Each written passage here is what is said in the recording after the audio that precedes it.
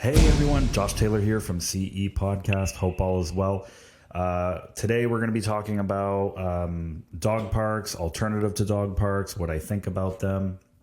I was on CTV News in December and we were talking a lot about, or at least it came up, about dog parks and what I thought about them. And so I got a lot of feedback, people wanting to know more. So here we are. So we're talking about dog parks and the alternatives to dog parks and so on and so forth. So to get cracking, I do not like dog parks. Okay. So this is different. This isn't the same thing as I go to the dog park with a friend or two friends and they have their dogs and we go at a down time. All right. But it's more about the fact that you just don't really know what you're going to get in there, especially when it's jam packed. There's a place by me called Angel Woods, and it's a great place. I love it. Walking the trails, so on. But, when it comes to the dog park, I find it gets a little too much. And many people are really good.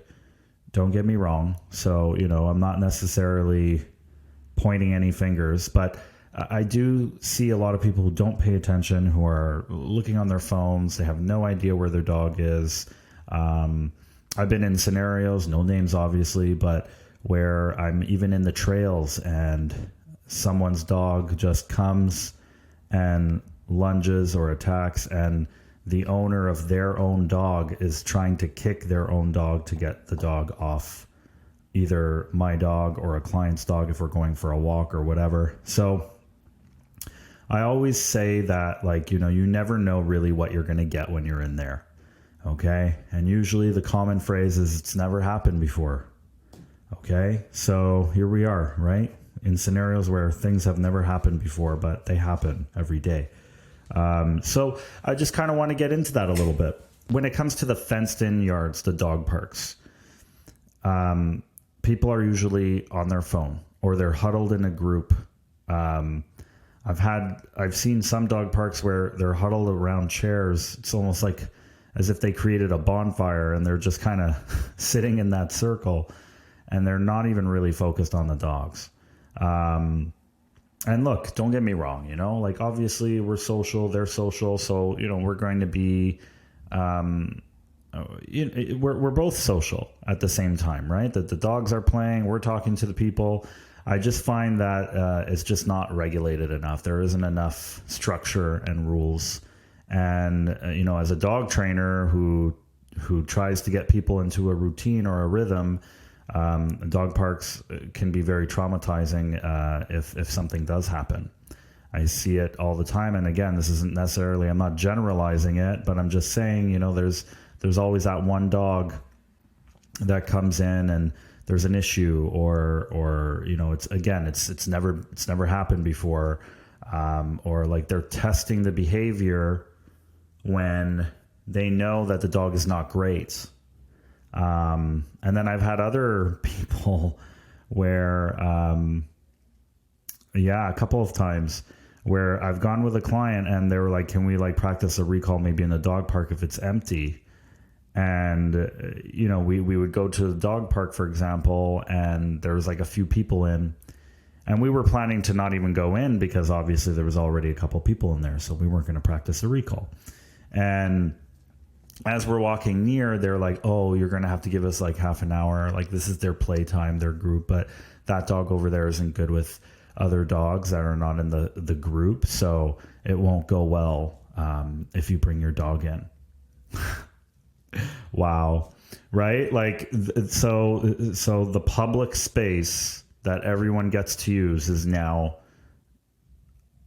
unavailable for my client at that time, even though we weren't going to use it. So we just smiled, nodded, and moved on. And maybe that wasn't right. Maybe we should have kind of said it's not your park, blah blah blah. But we weren't, whatever. But we get things like that do happen. And so that comment made it sound like go in at your own peril, and instead of saying, I'm going to take my dog out, which I know there's plenty of people who do that, who say hey, I'm going to leave, my dog isn't fantastic. So again, I'm not generalizing. I'm just really kind of giving you an idea of what I see, especially as a dog trainer who is around, even though I don't love them, I'm around them quite often. So yeah. So dog parks for me are usually an accident waiting to happen. What are some alternatives is something I get very, very often. So, I mean, alternatives. I mean, you could go for a hike. Okay. Number one, this is like, going for a hike or going for a walk, you're going to meet dogs.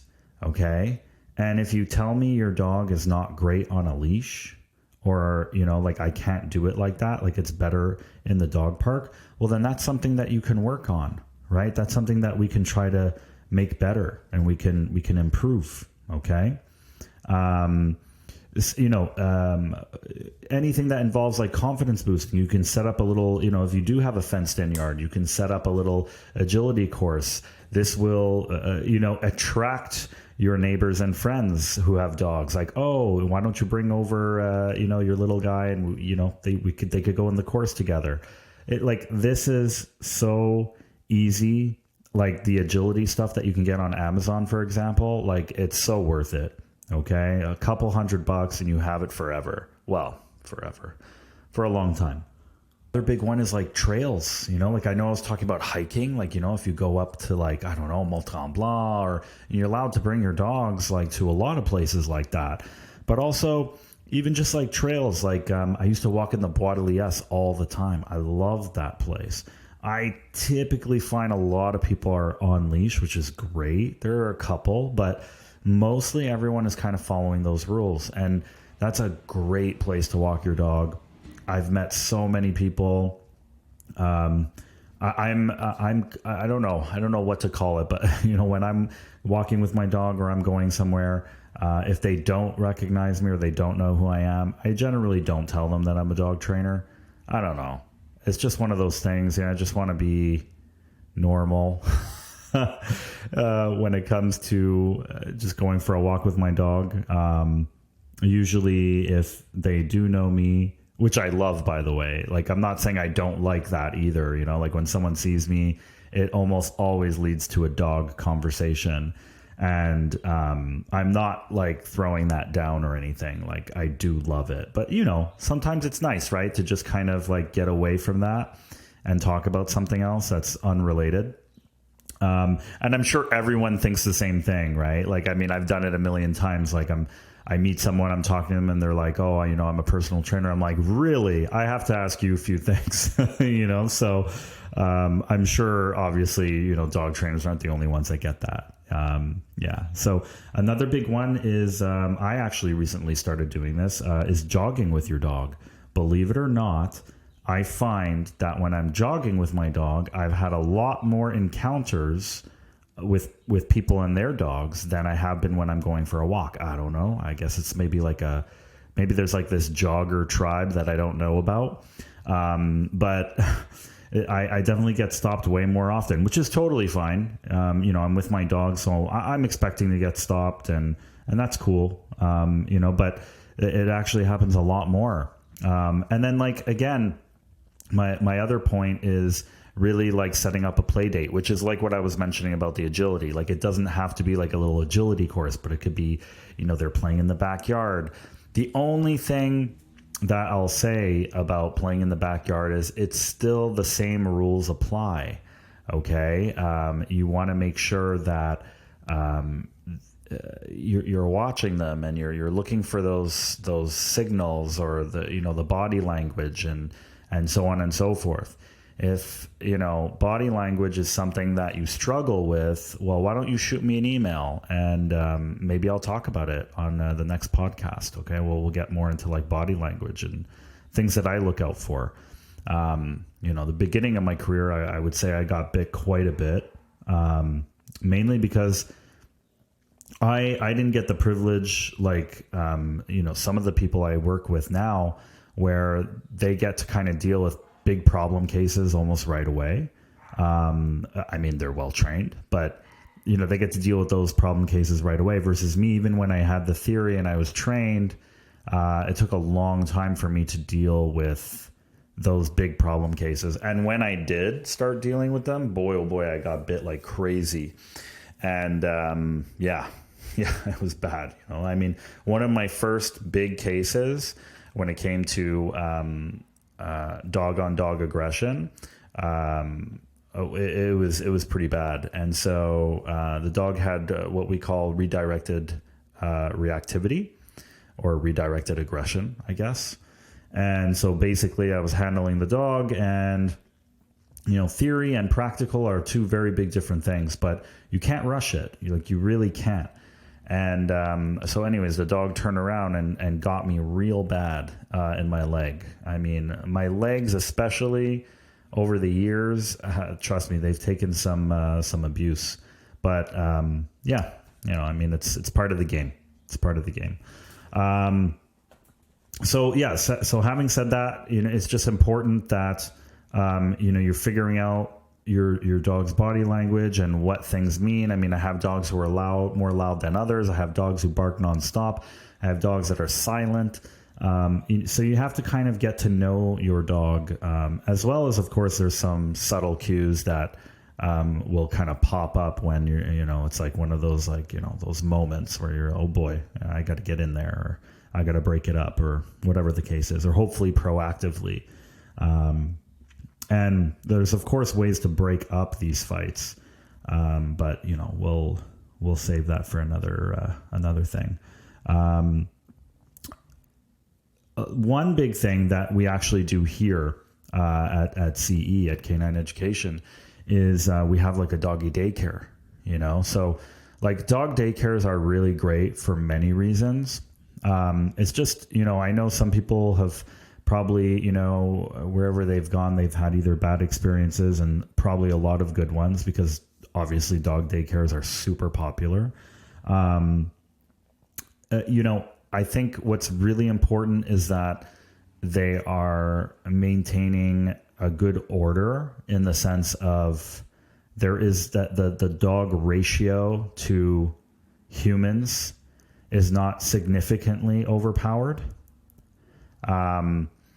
It's kind of like think of it like a real daycare. I think I don't know. I really don't know what it is like human wise, but I'm assuming it's probably I don't know, one teacher for 10 students, or something along those lines, or again, I don't know how that works, but it should be kind of like the same thing for dogs, maybe even less, because body language and how they speak and everything is a little different. Okay. And it's a lot of playing, and playing can turn into other things, like at recess, you have kids that play and then they get into a little kerfuffle sometimes. Dogs are always playing with each other, or they're playing with each other a lot more.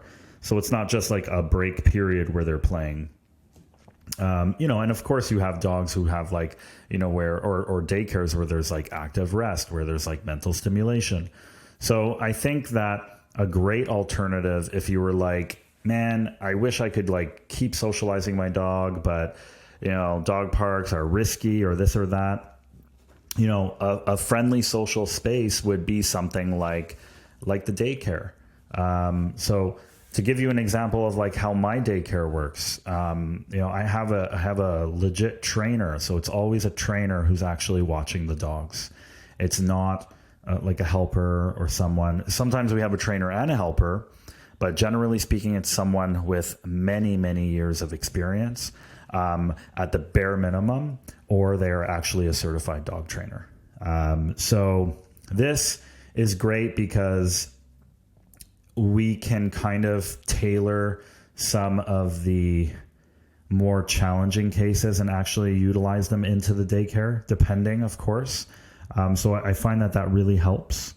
Another big thing about it is that if you don't have that open space at home or in the backyard or whatever, and you are afraid of the dog parks, this is a great opportunity to get your dog out there and give them a good run, burn that energy. I always say, tired dog is a happy master. Okay. Or a tired dog is a happy pet parent, we could say. But it definitely really, really helps. Another big thing with like the dog daycare is like it distracts dogs from separation anxiety. So it's not to say that it cures it. I don't want to make it sound like daycares cure separation anxiety. But, with COVID and everything that has been going on, and now everyone going back to work, this could be a great alternative to actually work a little bit on this. Work on this a little bit, meaning like, oh boy, I'm going to be gone for like 8 hours because I can't work from home. This could be a great time for me to maybe bring my dog in. And of course, it would be wonderful if you could do that proactively. Like, you know what, I'm here all week. Maybe I should put the dog in a daycare for a couple days. So dog daycares, I find really, really, really, really help. All right. Another big thing is it gives, the human time to focus. So what we actually do in our daycare is we actually have a training regiment, and we do this for everyone. And so, for example, one of my trainers, she's amazing. Her name is Emma. She will create a plan. Like a plan of action that day. Like, okay, we're going to be working on sit, stay, down, blah, blah, blah. And so she comes up with a plan, and then they all go through that training plan. Our daycare is a little different just because we don't do like 10 dogs, one person kind of thing. So it's very, very small. So we have like 4 or 5 dogs per trainer. So it's very small groups of daycare. Also we're on like a second floor, so we don't have like an outside. So what we do is with 4 or 5 dogs, it's a lot more manageable because we actually go for walks around the village, which is fun, by the way, because once again, more social, right? They're being exposed, they're being trained. So it's really great. It really is. And it makes like it makes your in-home stuff a lot easier too to manage because you're getting that constant training, and we actually send you homework, and we give you kind of a list of what we did with the dog that day. So I find that it can really help, for sure. It's also a great outlet when it's like bad weather, like, oh boy, I don't want to walk my dog, it's terrible outside, or whatever the case might be, right? So I think that all of these things can really just help give that nice balanced relationship, in the sense where the dog is with you, the dog has some separation from you, the dog is seeing other dogs, other people, the dog is being social, the dog is being trained. It's a great way, and of course you also like there's a little bit of a community that starts. Like, for example, some of the dogs, they're so infatuated with each other that now the clients that are always like in that group, that time bracket, now they're talking with each other, and now they're seeing each other outside of the daycare, and which is great. I mean, that's what we want, right? We want to kind of build that relationship. So it's definitely really something that's incredible to see. It really is. So the daycare, I think that it's extremely important, and it's a fantastic alternative because everything is regulated. I'm not saying that mistakes don't happen. I'm not saying that there isn't going to be accidents here and there. I'm sure things happen at daycares all the time. And I mean, we can't control it all, but I could tell you one thing: it's way more safe, in my opinion. It's way more safe than taking it out there at the dog park. Again, so do I ever go to? Because I don't want to sound like I'm a hypocrite or anything. Do I ever go to the dog park? Yeah, of course I go. I go here and there. I go once in a while. It's very rare. And when I do, it's when there's very little to no people, okay? Because that's just how I like it. Couple of dogs, I can look at those dogs, I can watch those dogs, I can see how they're interacting with my dog, and if there's something I don't like, I'm out of there. I don't even think about it. But mainly I use it for the trails, okay? So it's rare that I actually go inside the park area. But yeah, I mean, I just find that this is the most safe way. So other than that, the daycare is by far a phenomenal tool. I'm sure wherever you live, there's dog daycares everywhere. Whether you have people that are doing it inside the home, there's a whole bunch here in the West Island. There's a few boarding and daycare places, like actual places all over Montreal, West Island. I mean, they're all over the place. So wherever you are, I know that there's a place that you could probably do that. That's affordable. Some that take more dogs, the price is generally less. The place that takes less dogs, obviously the price is generally higher. So, when you ask how many dogs are in the daycare and they say, it's 30, chances are, the price is going to be pretty good. When you hear stuff like, for example, like my daycare, where it's like there's 4 or 5 dogs, it's a little bit more expensive, which makes sense, right? Because there's a little bit theoretically more one-on-one time, and everyone has an opinion, So I find that I like running mine like that, even if it's not necessarily, we don't have 1,000 dogs that we're watching at the same time. It's not really much about the money. It's just about the fact that I wanted to offer an outlet where people can feel a little bit more safe about where they're bringing their dog. At the end of the day, we're building relationships. Being a dog trainer or any kind of service, we're in the service industry, right? I mean, so that's what it comes down to. Talked about how dog parks can be dangerous, that you should really be careful about going in one. Make sure that you're always watching the scenario, but if you can, I would technically avoid it. Some of the main things that you could do is you can go on trails, take hikes, you'll meet people, you'll meet dogs, set up a little agility course in your backyard. Maybe you could invite some friends over who have dogs. Take your dog to, like the Bois de Liesse, if you're in the West. Like, it's an example. It's like a trail, and it's just you walk in the woods basically.